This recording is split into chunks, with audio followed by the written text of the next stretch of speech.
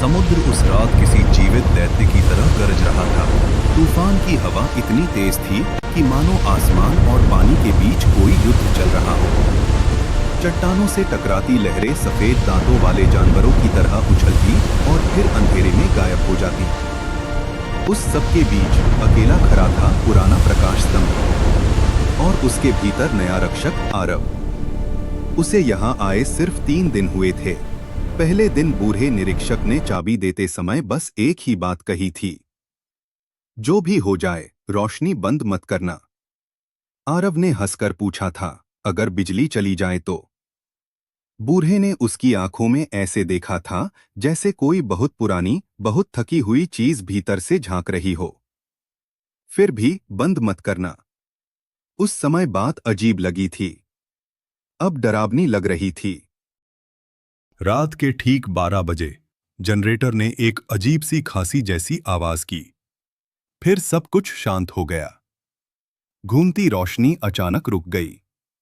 कमरे में बस तूफान की गुर्राहट और धातु के ढांचे की कराह बची। अंधेरा इतना गहरा था कि हाथ सामने रखने पर भी दिखाई नहीं देता था। आरव का दिल तेज धड़कने लगा। ठीक है, बस जनरेटर चेक करना है, उसने खुद से कहा, मगर उसकी आवाज उसे ही अजनबी लगी। वह टॉर्च लेकर नीचे उतरने लगा। सीढ़ियां गीली थीं और हर कदम पर धातु की आवाज पूरे स्तंभ में गूंज जाती। ऐसा लगता था जैसे कोई और भी नीचे उसकी आवाज सुन रहा हो।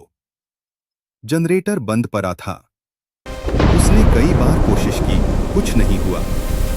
तभी उसे एहसास हुआ कि बाहर की आवाज बदल गई है। पहले तूफान की गर्जना सब कुछ दबा रही थी, अब उसके बीच बीच में कोई और आवाज भी थी, बहुत धीमी, बहुत भारी, जैसे लकड़ी किसी चीज से टकरा रही हो। धक धक धक। आरव ने टॉर्च खिड़की की ओर घुमाई और उसका खून जम गया। समुद्र के बिल्कुल किनारे चट्टानों से लगभग छूते हुए जहाज खड़े थे। एक नहीं, कई पुराने, टूटे फूटे, काले साए जैसे, इतने पास कि कोई भी जहाज वहां टिक ही नहीं सकता था। नीचे की धाराएं उन्हें पल में चकनाचूर कर देती, फिर भी वे स्थिर थे, जैसे पानी उन्हें छू नहीं रहा। उनमें से किसी पर भी रोशनी नहीं थी, न कोई लालटेन, न कोई आवाज, न कोई हलचल, बस अंधेरे में खड़ी आकृतियां। आरव की सांस अटक गई। यह संभव नहीं। तभी एक जहाज के डेक पर कुछ हिला, मानो कोई लंबी आकृति धीरे धीरे खड़ी हुई हो। फिर दूसरी, फिर तीसरी। वे इंसान जैसी थीं, मगर अजीब तरह से लंबी, अस्वाभाविक रूप से पतली और स्थिर। वे सब एक साथ प्रकाश स्तंभ की ओर देख रही थीं, हालांकि वहां अब रोशनी नहीं थी। फिर भी जैसे उन्हें पता हो कि वह अंदर है। उसका कंधा दीवार से टकराया, टॉर्च कांपने लगी। उसे बूढ़े की आवाज याद आई, रोशनी बंद मत करना। क्यों? उसके होठों से फुसफुसाहट निकली। जवाब समुद्र ने नहीं दिया, खिड़की ने दिया। कांच पर कुछ थपथपाया, बहुत हल्का, टप टप। आरव जम गया। वह ऊपर की मंजिल पर था, समुद्र से कई मंजिल ऊपर। कोई वहां कैसे हो सकता था? उसने धीरे धीरे सिर घुमाया। खिड़की के उस पार कांच से सटी हुई एक आकृति खड़ी थी, भीगी हुई, काली, लंबी।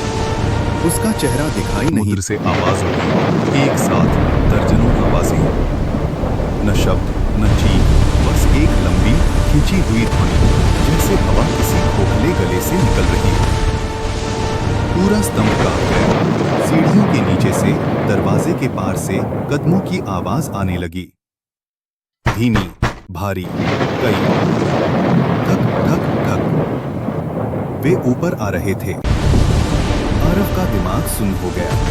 उसने बेतहाशा इमरजेंसी तेल वाला लैंप ढूंढा। हाथ कांप रहे थे, सांस छूट रही थी। माचिस जली, एक छोटी सी लौ भड़की, और उसी क्षण बाहर की सारी आवाजें रुक गईं। कदमों की आवाज थी, खिड़की पर हाथ भी गायब। समुद्र फिर सामान्य गर्जना में लौट आया। आरव ने कांपते हुए बाहर देखा। जहाज नहीं थे, सिर्फ काली लहरें थीं।